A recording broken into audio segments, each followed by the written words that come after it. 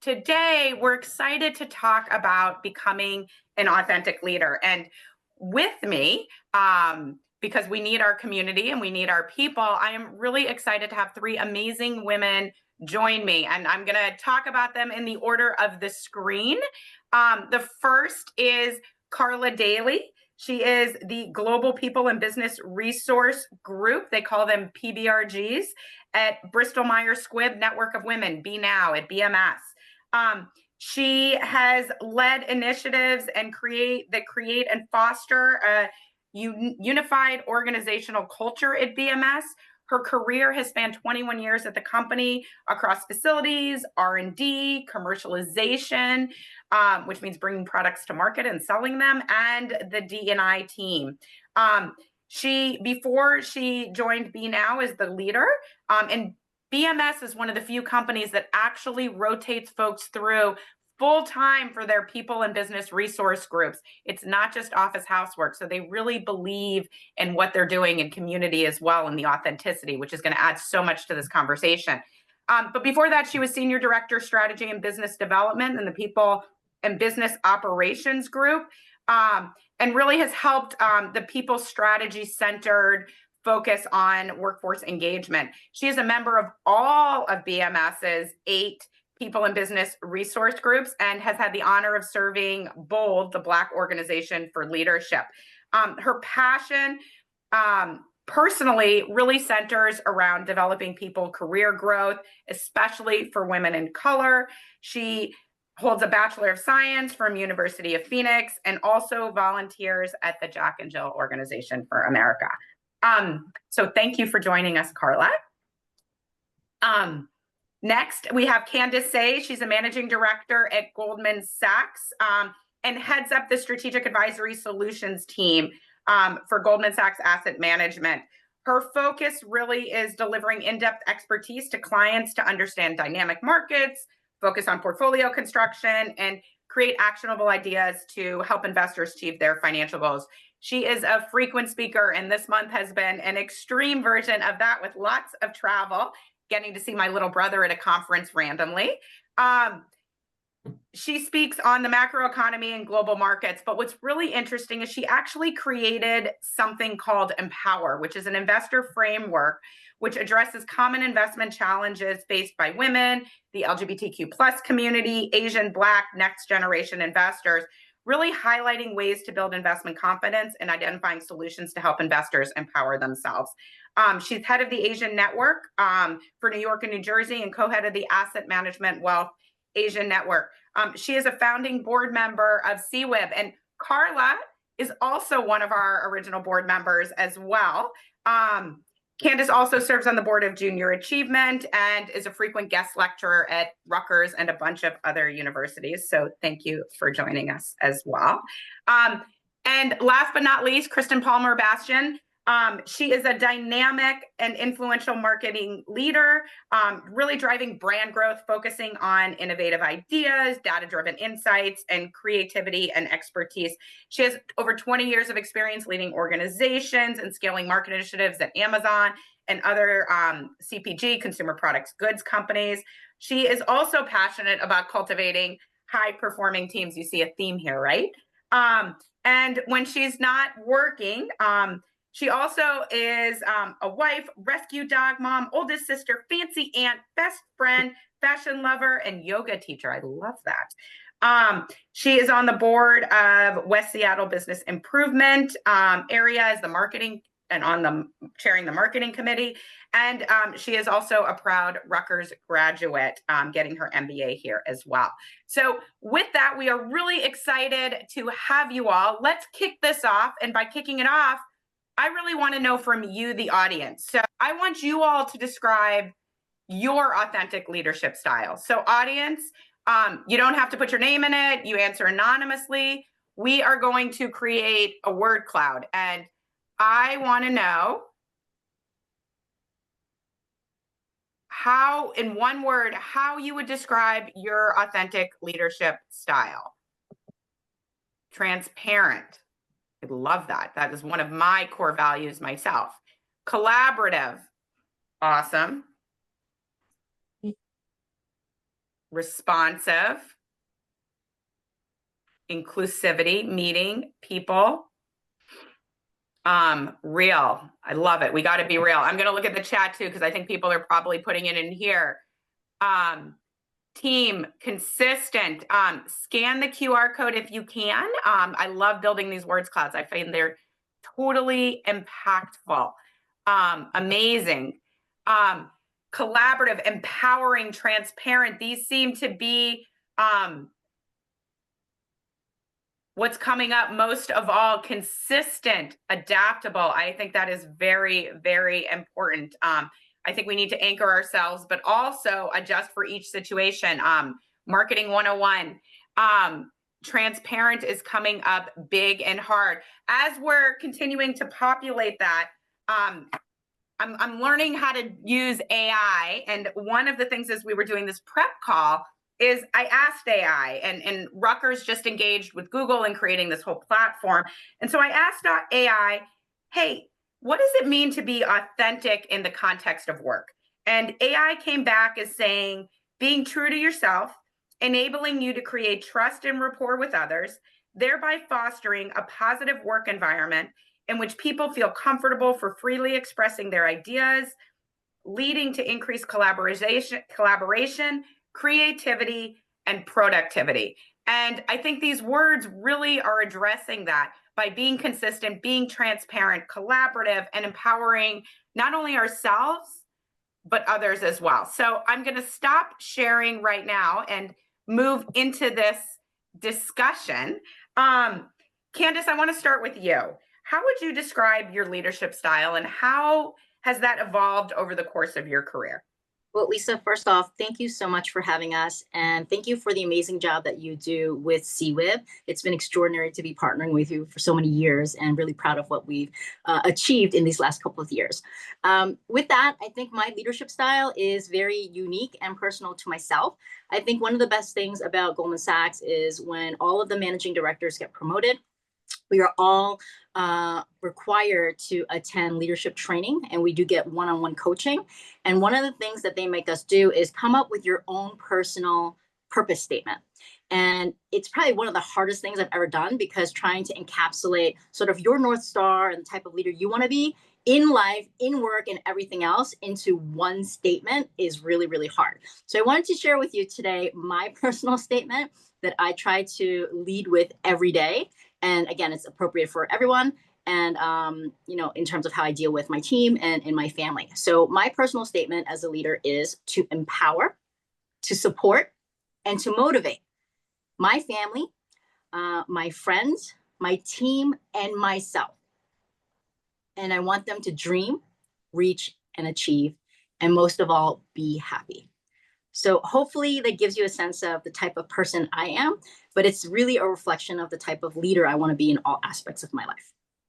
I love that. I also love the fact that an investment bank is investing in coaching and leadership, because when I was in investment banking 30 years ago, the people who moved up were the ones that were the rainmakers and the great investment bankers, and there was no leadership training whatsoever. So I love that. And I love your personal statement. And I haven't made one, but you are now inspiring me, which I know is part of yours, and motivating me to create one myself. Kristen, talk to me about you. How would you describe your leadership style, and how has it evolved? So I want to build on what Candice said, the importance of getting to know the essence of who you are and what you value. That I believe is going to be a common theme that everyone hears today in terms of that authenticity. So I really think about my leadership style in terms of what I've identified as my superpowers. And your superpowers are things that you bring to the world that you don't have to try to be. You just are. They are the essence of who you are and how you show up in multiple areas of your life. So my superpowers are all about inspiration, vision for the future, influence, building community, and being a champion of teams. And so what that translates to is I want to communicate the vision that we all collectively have so that we can work towards it. I want to inspire people so that they will activate themselves and they'll help activate everyone else around them. I want them to feel empowered so that we can build that community that is going to work towards our goals and help them feel fulfilled. And then I also want to champion them. So when I was at Amazon, for example, it was super important for me to be able to lift the team up and say, this is not my accomplishment. This is our entire team accomplishment. And these are the very specific things that this person has done and this person has done. And this is the accountability and this is the drive that they have. And so I do think that that champion part of me really comes across within leadership. And then how it has changed is very much for me when I first started out, excuse me, in my career. I started a nonprofit and then I went to Rutgers Business School and then I moved into CPG. And for more time than I would care to admit or like to admit, I was trying on what other people were mirroring to me. So I was thinking, okay, I need to be super driven and I need to be really direct and I need to only focus on work, and the emotions that people are bringing are not as important. And I think over time, it's been work and it's also been very much who I am that has shed, right? And I do think that it's probably shedding faster with everything that's happening around us because people are connected all the time and they're bombarded all the time. And so you really need to take that space to see how they're showing up in any given moment and support them in not only their career goals, but what they might be going through within different areas of their life. So that's how mine has evolved. I love that. And I love Mirror. thinking. No more mirror. No, and I think that's so important and it's so true. And I love thinking about our superpowers. There's a great HR tool, Strength Finder, which really talks about your strengths as well, that I'm sure many of you on this Zoom have done as well. That really gets to some of that too, and then we can look at our core values. Carla, what about you? How would you describe your leadership style? And can you also talk about a time in which it has positively impacted your team, your authenticity has positively impacted the team and those around you? So my leadership style, I'll take a different approach. I actually echo everything that Candice and Kristen said, and I actually think that how you describe yourself, ladies, truly embodies the spirit of what real, authentic leadership is. I will say that on a personal note, I feel like I've just recently come into my stance in leadership. So I would say that I'm a reluctant leader, right? Like this is how I would have described myself a few years ago. But now I can say that I am a leader in service to others. Because at the end of the day, I also want for everyone's happiness. I want for especially women and women of color to truly feel empowered to be their authentic selves, to show up as their authentic selves, and to find career happiness in whatever that means. And maybe, I think, Lisa, you asked a question about how has that shown up. So as you mentioned, I lead the BMS network of women, and it is a 2-year type of leadership development program. Within this, my passion has been to ensure that BMS truly is a great place to work. I have been here for over 23 years. That is all that I know. I know nothing else. I have started, as you mentioned, Lisa, in facilities, and I have worked in multiple business functions. And I feel like it's just taking me too long to get to this point. So one of the things that I have done in role here is I have launched leadership ambassador programs around the world. And I have done this in partnership with an organization called the Healthcare Businesswomen's Association. The point is to accelerate the career growth of others. And through that, I have shared my story. I have been, I'm going to use my words now. We're going to have a real conversation, right? Love it. I feel like I have been beaten down by some managers. I have been hoarded as top talent. I have been told that my career is not my own and that whatever decisions I make or I want for myself, I need to have a conversation with others who just period, just wanted to control how I spent my time, where I spent my time, because it did make them look good, right? Mm-hmm.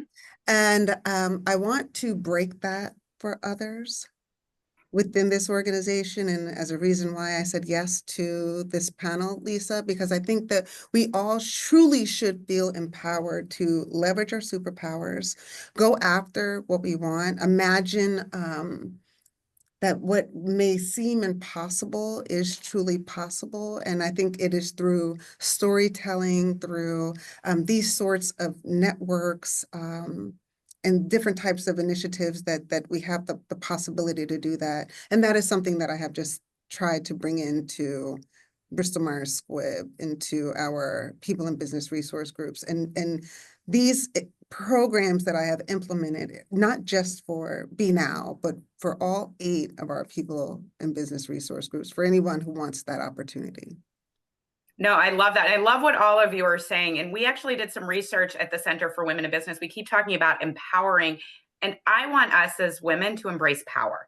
And a lot of women have challenges with that whole construct because power sometimes has a negative, icky feeling to it. And what we found through our research is men equate power with control, but women equate power with freedom. I'm just going to let that sit for a second. Yeah. And so not only do I want us to feel empowered, but I want us to feel powerful, because that power leads us to be free, to be ourselves, to be authentic as well. And yes, as we mature, I think we get more comfortable sitting in our power as well. And I have the beauty of over 50 years of life now. So I'm becoming more and more of that mature audience. But I think we're alluding to it a little bit, but I want you all, Kristen, I want to start talking with you first. It's challenging because we want to be authentic and we need to be ourselves, and we need to feel powerful and empowered, but we still need to work within the confines of the organization. And sometimes that doesn't always jive. So Kristen, can you talk about a time in your career when you felt constrained to be who you were supposed to be, to lead? And Carla, I think it was you who said, Carla, I think it was you, or maybe it was you, Kristen, who said, I tried on different leadership styles. What did you do? What did you do when you felt so constrained about how you were supposed to be? Kristen, let's start with you. Yeah, mine's going to be interesting because I ended up making a career change. But before I jump into it, Carla, that was so just open and vulnerable. And thank you for sharing. I was nodding so vigorously because I too had someone tell me early in my career, the CMO of the company that I worked for, that he would decide my career path and that was how it was going to go. And you talking about it, we don't talk about it, right? We think I've done something wrong, especially when you're starting out, or I'm not going to succeed, or I need to be involved in whatever game it is. And the more that we talk about what's happened and we say that it is completely not right, and we open that up so that others can join the conversation, that's when more power comes through and more freedom to be authentic comes through. And so I just wanted to say thank you for sharing that. And if you saw me, like, I was just like, oh my gosh, I can relate. It's unbelievable that, that happens to so many people. My example of the constraining was when I took a leap and started my own consulting company. And I ended up being able to bring 1 or 2 people with me to do some work that I had led when I was at Amazon. So that felt extraordinarily empowering. But what happened with me is I got into a place where, and I'm sure people will relate to this, we were turning more and more and more away from our core consumer, our core customer, and more internally into battling it out for resources, battling it out for headcount, battling it out for places on tech team roadmaps. Very day 2 mentality, which is that trickle down of this is what our SVP says, this is what we're doing, these are our priorities, and not that collaboration of this is what's right for the customer, and this is where we should be pointing the direction of the team. And I felt like that was stripping my superpowers. I just couldn't write one more QBR, one more document for funding requests, one more paragraph 15 times in like the worldwide QBR for North American retail. And so I said, you know what, I think it's time that I get back to the roots of what I love about marketing, which is first and foremost connecting with the consumer and meeting that consumer where they're at and doing my best to understand what they need or what they want, if it's an emotional purchase, and then being able to impart that to companies that don't have that in-house and seeing what is planted and what grows, and then watching them be able to do it. So passing that empowerment forward. And so it was just this moment of, I am going to not only be true to myself, but I'm also going to show an example to the people that I have led and the people who have followed me from team to team, that if you hit the wall where you are not fulfilled and you are not reflecting your authentic self and your superpowers, you can make a change and you can flip the script and you can move. And I have no idea if I'm going to fall on my face. I have no idea if it's going to work. And, 3 years later, I'm still looking at it like we're in a difficult spot economically. And so do I know what's going to happen over the next year? No, or 2 years. But do I know that if I follow what lights me up, then I should ultimately get to the next step on the path? And it was important for me to do that and to model that for other people. No, I think that's really important. I think when we talk about authenticity, and where we feel like we fit in best, part of that has to do with the size of the company, because the person who is great in entrepreneurship and launching a business is not going to be the person that's going to be able to scale that business, and is not going to be the person to actually lead that business in this massive multi-billion-dollar conglomerate. They're very different skill sets, and some are going to resonate with people more than others. And it's really important to understand that within yourselves as well. Lisa, I love what you said about Ginny Rometty. Growth and comfort, they will never coexist. I think women in particular have a hard time. I tell my students, I think this younger generation has a really, really hard time with getting comfortable being uncomfortable. Candice, can you talk for a second? Because you're a woman as a managing director at a massive financial institution. There still aren't a lot of you. How do you get comfortable being uncomfortable? How do you get comfortable being yourself? You're also a mother. There are questions about that. How do you address all of this? So I only know how to be myself. So if you look around my office, and I promise you, this is my work office, there are often times when clients will ask me, so when are you going back to the office? And they think this is my house. And it's because I have purposely brought in pictures of my kids, because, I love my kids and I love seeing them. It makes me happy when I turn around and, see them staring at you. And hopefully you can see, I have two amazing girls, and this is just me. So when people walk by, they always comment, wow, your office is the homiest office in this whole building. And I love it because it's on purpose, right? You might see the 2 cushions I have in the back. Before COVID, my whole team would come into my office and we'd spend 2 hours sitting in my office, and some of them would have to sit on my hard desk. So what I went out to do was to find these massive pillows. I had to commute separately with one in each hand each day, and brought them there so people can actually sit on it like a couch. So that is me, right? I think when I started at the firm, when I was an analyst straight out of Rutgers, I remember my own perception, and I would say this is a misperception. I thought coming into finance, it would mean I have to be into sports. I have to know and love golf, and I have to drink. Like, those were my misperceptions coming into this industry. And guess what? I don't like golf. I don't like sports, with the exception of my kids' sports. I love kids' basketball, kids' soccer, but only when my kids are playing in it. And what I've noticed is my first international trip as an analyst was at a brewery. One of our large clients owned a brewery, and the meeting was going to be in the brewery. And I was really worried because I don't drink.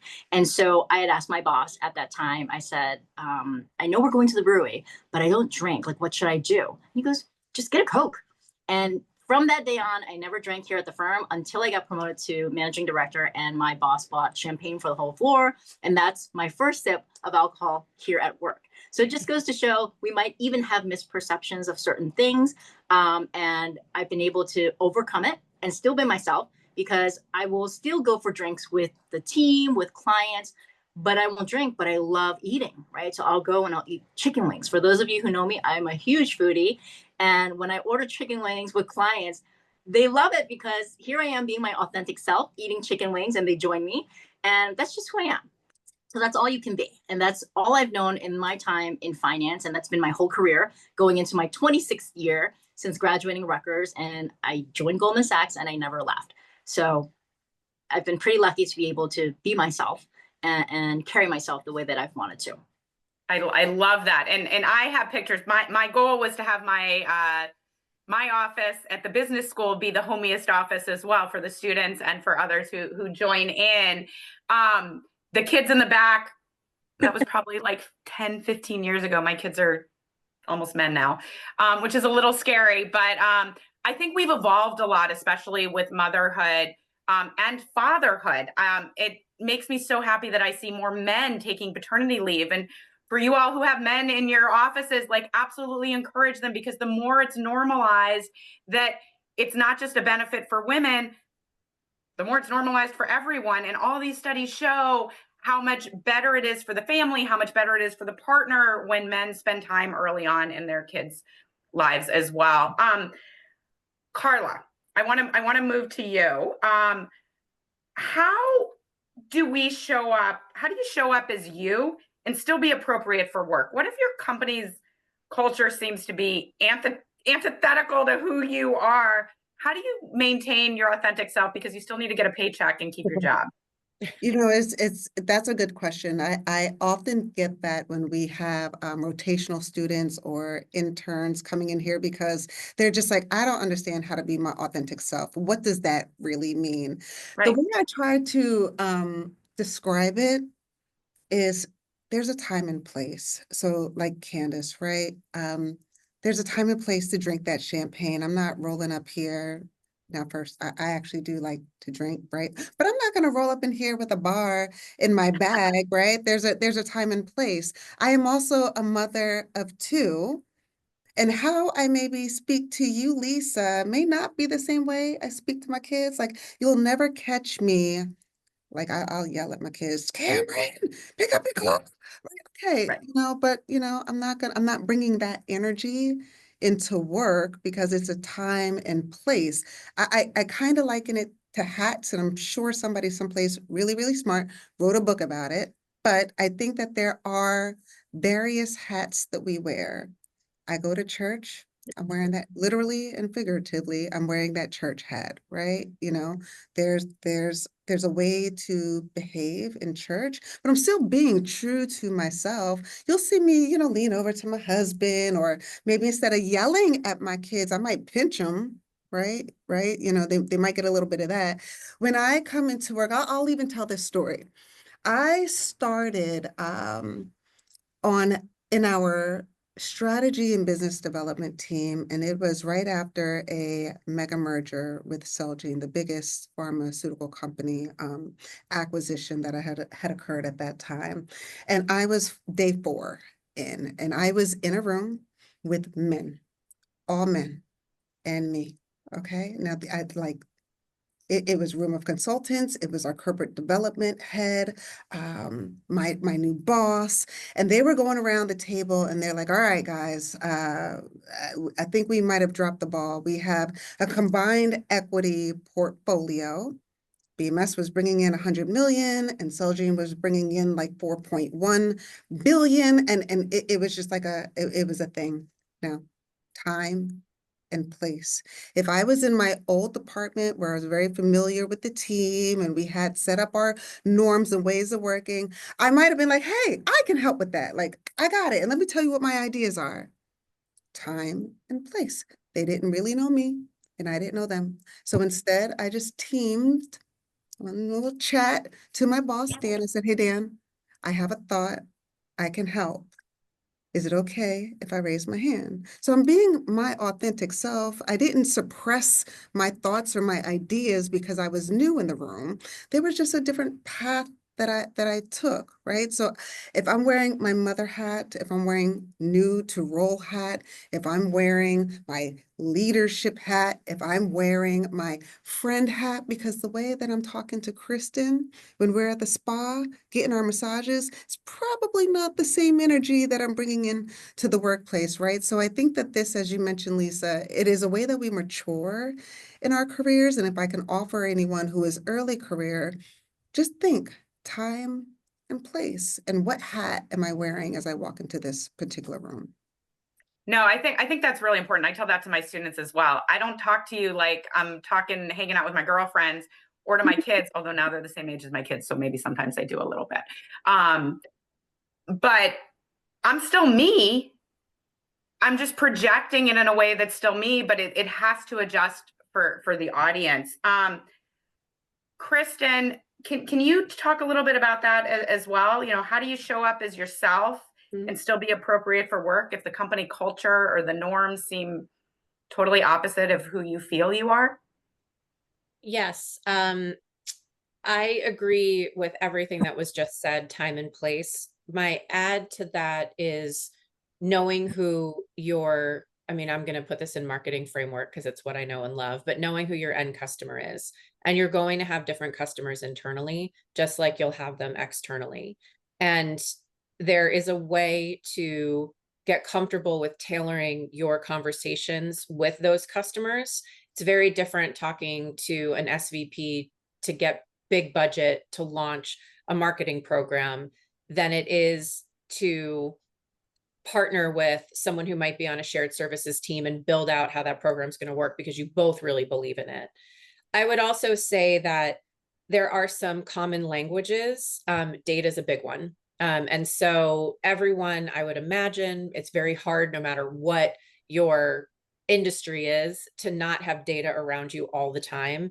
And so getting very comfortable with data and using it in a way to map out that conversation with your customers is a great shared language. So that's a big piece of advice that I would share. And then from a corporate perspective, and this happens with consulting as well, it happens everywhere. When you do the groundwork really, really well, things open up. And so delivering on your goals, driving experiment plans, testing your hypothesis, proving out that can work and starting to scale, bringing in, a successful launch for a client. When you do those things well and you do them consistently, that's when the doors start to open because you earn trust. And with that trust comes the ability to be more and more authentic. Like I couldn't walk into my leadership team when I was the head of marketing for Amazon Home and saying, I have such a great idea. It is COVID. People are really suffering. We're going to do a home makeover for a principal in LA and Alicia Keys is going to do it with us. And it's going to cost us this many $1 million. They would have been like, no, show me the KPIs. I don't know how this is going to pay off. I don't know that I'm going to do that.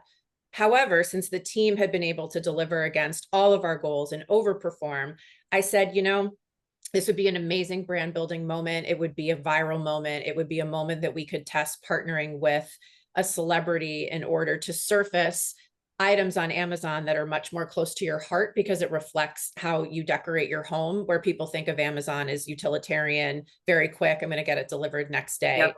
And because that trust that I had earned and my team earned, we were able to do that. And it was an incredible, not just experience for the team and for the family, but also for the business. And so to recap it, common language, data is a great one.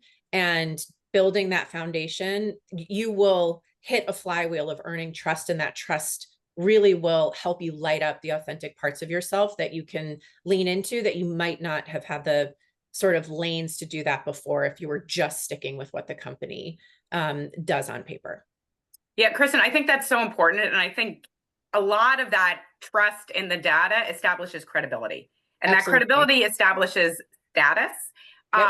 And there's a great book, Likeable Badass, that I read. It's one of my favorite books of the year, which really talks about women focusing on status even before they focus about power, because you need the status. And so when I first started teaching almost a decade ago, I made sure I was dressed in tailored clothes, looked very professorly, but it was still me, right? I have a lot of sheath dresses.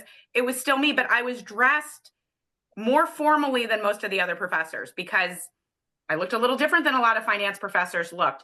And when I walked around the office, people looked at me like, who is this little girl? And how much have you researched? And what's your practice? And I was like, well, I worked for 20 something years in industry as an investment banker and CFO, but I needed to establish that credibility because unfortunately there are biases, right? But I needed to be comfortable with myself and establish that credibility before I could get the rest of the team, because there still weren't a lot of women, to trust me and understand that I'm smart and I have an opinion, et cetera. But dovetailing on that, because it works from two ends, right? Part of what we do at the Center for Women in Business is for women to feel powerful, to empower women. But part of it is to change systems and institutions and, address some of these challenges and stereotypes that people have. So Carla, I want to start with you. How can organizations support and encourage employees to be their authentic selves? Okay, well, it's just a straight plug for employee resource groups and people in business resource groups, right? Again, because BMS is all that I know, and I'm going to say this as well because we are in a time in the USA where there's executive orders. We were saying last year, oh, DE&I is under fire, but now, there's a term called illegal DE&I practices. So we've leveled up. But I think that if companies can double down on building a sense of community, then that community enables authenticity, right? So I'll leave it there. But I am a firm believer in employee resource groups and us all coming together for a common intent and purpose. No, I think that's so important, and that's why community is the middle of our mission, because that does help us feel like we're not the only ones in the room, and we do have the support system. Candice, what do you think? How can organizations support and encourage authentic leadership among their employees? I think companies can do a couple of things. One is being very supportive of new ideas and ideas that may seem very out of the box. You brought up Empower earlier. About 10 years ago, I created this framework to help female clients feel more comfortable with investing. And it wasn't my day job, but it became part of my day job and it became a very important part of our business. So allowing me to do that was very empowering as a younger person here at the firm, but also allowed me to create a business that helps our clients, right? So enabling people to think outside the box and innovate and come up with new ideas. Secondly, I totally agree with the programming. I think having affinity networks, I lead the Asian network here, and it just allows for grassroots leadership experience that a lot of maybe analysts and associates might not get until they reach VP or MDs. So that's a great way. I do think having role models, seeing it so you could be it. I think all of those things can be ways that companies can encourage and empower different folks. Love it. So true. Kristen, how can companies support folks to be themselves? I agree with everything that these incredible women have said. I really want companies to lean into the transparency. There are certain paths that people can take. There are other paths that others can take. And we are so far beyond the one size fits all leadership. We need to be leaning into optimism and activating and looking at people for what they bring holistically, which is why I'm so passionate about superpowers, and then talking to them about what they're looking for and whether that matches with the situation they might be in now, or there are other opportunities, because a lot of people work for very big companies. And that's one of the benefits of working for a very big company is there are many different things that you can try on, and that should be okay. I worked for a company that believed what got us here will get us there. And so they kept people in spots forever. I think, Carla, you talked about hoarding talent. They hoarded the top tier talent, and it really just ripped at what people were doing, because you can't do the same thing forever. It might help with your dividend, but like it doesn't help with the people who are actually at the company. And then I worked for a massive conglomerate that recommended that people rotate every 2 to 2.5 years so that they get newness. And that also brings in another whole host of, different ways to handle things. So very much understanding your team, understanding what opportunities are there, and then leaving dedicated space for your team has to happen. You cannot have conversations about development, about inspiration, about vision, about where people are going in like a bi-weekly half-hour one-on-one. It just doesn't cut it, and far too many people do it. State what you want out loud, be open to feedback, be open to sitting on that feedback, and very just like tactically set up dedicated time with your manager and your skip level to talk about what you want to accomplish and how you can drive the goals of the team. Because if you're not doing it, you will hit great managers who do it, but not everybody. And so I would say, take that time. And if you are a leader, dedicate that time to your team. It just cannot be in the everyday run course of business. It won't happen. Yeah, no, I think that's very true. Only you are going to take control of your career. Sorry, I keep trying to share the screen because we are running out of time. This went so quickly. I want to know, what is one action that you have learned that you're going to take to improve your leadership style and still be authentic to you? Now, also, I think Patrick said in the chat, allyship is really important. And I think a lot of these employee resource groups are adding and allies. And we can't blame or shame folks that don't look like us or don't have the same lived experience, because they haven't had that experience to live through it. And so part of it is educating, and folks that are open to learning how other people have walked through life, I think is so important and so critical for us to make sure that we can let folks be who they really are. Focus on how to wear many hats consistently, building a community in the workplace. All really, really important. And then I think one of the things Kristen said is so important. No one is going to take control of your career but you. I remember going into our CEO's office, and this was a big Fortune 500 company, and I was pregnant and I wanted to have that career talk because I've been having it for years and it was stalling everywhere. Carla, what you were saying, a lot of what folks were saying, and he actually told me, Lisa, why don't you just calm down and wait? You're going to think differently about your career when you have that baby. And that was my cue that I needed to find another organization, because that, how I'm going to think about it differently, was moving to become a chief at a different organization. So sometimes those conversations might be challenging and painful, but they're going to light a bulb that's going to tell you what you really needed to be doing. So seeking community with others in my field, that's community, right? Being mindful, communicating, personal statement. I loved that. So, so important. Great. These are phenomenal. Mentoring more of a coach. Awesome. This was so impactful, I think. If you like what we're doing, you want to show up in person, we have a great event coming up in a couple weeks, where I love doing learning on top of learning. I think that must be the professor in me. We have a golf clinic, and it's actually going to be taught by our women's golf team here at Rutgers. And then afterwards, we're going to get together and not only build our community of ourselves, but also with students and serve as mentors for them as well. So they're going to mentor us with golf, and then we're going to help them out with their careers as well. Learning etiquette, understanding what it is. You have to have zero golf experience in order to participate. So here's the QR code. If you are interested, we'd love to see you there. And finally, we can't do what we're doing without our partners, some of which are on the call right now. So really grateful. I especially think in this environment now, we need all of your support to keep doing what we're doing as much as possible. If you feel inclined to support the center, please click on here.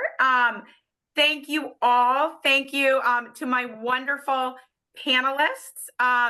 And with that, I hope you all feel powerful and empowered to be your authentic selves as you continue to lead in your organizations.